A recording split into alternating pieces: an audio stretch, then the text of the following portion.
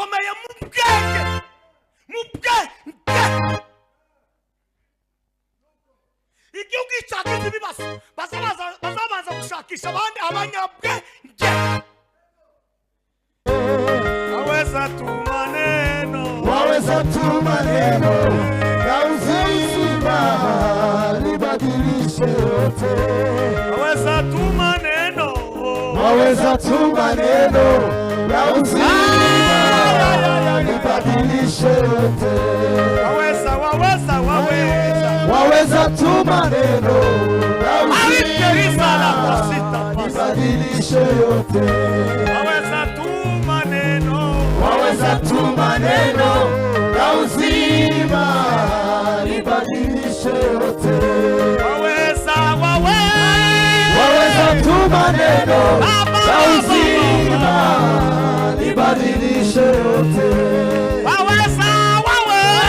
waweza tuma neno na uzima libadilishe yote.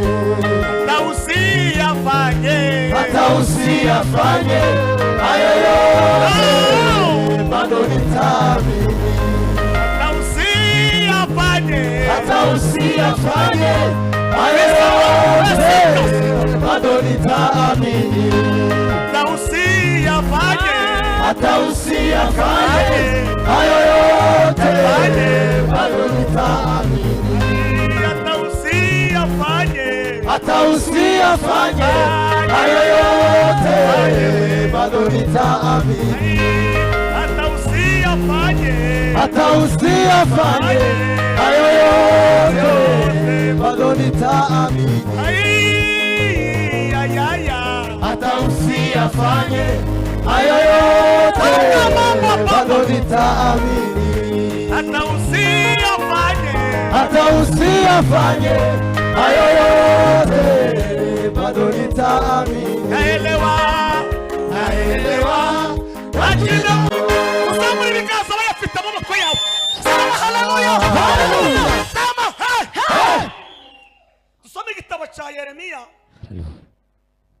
Mzaliwa wa Anatoti. Imvukira ya Anatoti. Ibice 31 tuganira kuri topic ivuga ngo ije kukubaka. Ije kugira gute? 31 narimwe n'umurongo wa 4. Uwo murongo wonyine. Umuntu uzi gusoma, apana umuntu wo kujereza, uzi gusoma neza. Yeremia. Azare isi shasha itarimo ibibazo. Azarema isi shasha itarimo ibibazo. Arwabonye isomata kadusome mu izina rya Yesu. Yeremia 31 umurongo wa 4 haravuga ngo nzongera kukubaka nawe uzaba wubakitse. Nzongera kukubaka nawe uzabugize ute wubakitse. Paske ulikuwa unajengekwa lakini kukawa mambo ambayo yakakuja kama changamoto, lakini mbingu zimenituma kwenu, nitakujenga tena utajengeka. Angizada wa mwari wa Israeli we, uzongera kugira amashako yawe kandi uzasohokera mu mbyino z'abanezerewe. Amen. Umukobwa uri muno wese utarashakwa n'umuhungu uri muno wese utarashaka, iri joro haje password Imana kubakingurira. Azarema isi shasha itarimo ibibazo. Azarema isi shasha itarimo ibibazo. Azarema isi shasha itarimo ibibazo. Nimusamuri bikaza cyane. Sema haleluya. Kubaki mu buryo butatu. Tunajengwa katika hatua tatu. Iya mbere tubakirwa mu mugambi w'Imana. Mugambi w'Imana iwaburizwamo abanzi bose bahaguruka ibibazo nabyo bikiyongera ikimana yagambiriye kuri wewe kizasohora. Zamura. Hari umuntu ufite amaboko? Yego. Nimuyazamu. ngaho Yanditse.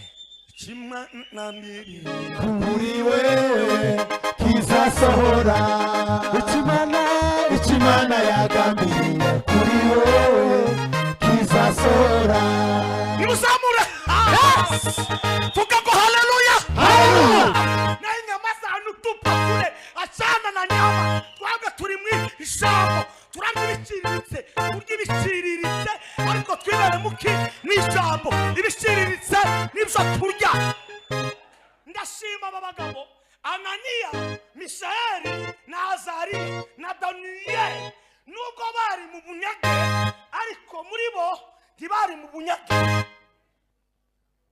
Serivisi bakoze niyi kuko bari barariye ijambo, bibera muri ijambo, baryama muri ijambo, bamenya metodoloji z'Abaroma. Baravuga ngo twebwe ntitwokwiyanduza,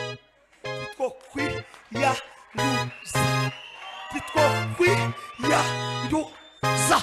Aziza roho zibarikiwe we, aziza roho zibarikiwe abahawe ijambo ntibazabarangara, abahawe ijambo basinzira biziguye, abahawe ijambo nubwo barya ibishimbo bitarimo amavuta ntibagira probleme, abahawe ijambo ntibaza bagenda n'ubwoba, abahawe ijambo ntibagira za dute, ntibagira amashaka, abahawe ijambo nubwo bokwitwa amazina y'impunzi. Reka kubwire umuhuzi ni mu mutwe, umuhuzi ni mu mutwe, umutwe nibwo buhuzi bubi. Hakika umuntu yaravuze ngo hewe nyene igira neza, ariko igira neza uwigiriye neza.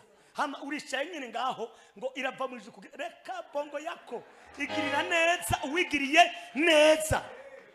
Aho urashobora kuja muri Tanganyika udafise n'ubwato ni petrole ni korema ngo irazi kugire neza. Rekasha reka umviriza ndakubwira, igirira neza uzi kugira gute kurondera ngo yamigirira neza izahezagira amaboko agira gute akora. Ni murandura ubunebwe, radura ra ntaho bahirya y'umugambi w'Imana, nta n'uwawusiga, nta n'uwawurwanya, nta n'uwawukorera publicité yonyine. Vuga ngo irihagije irihagije umugambi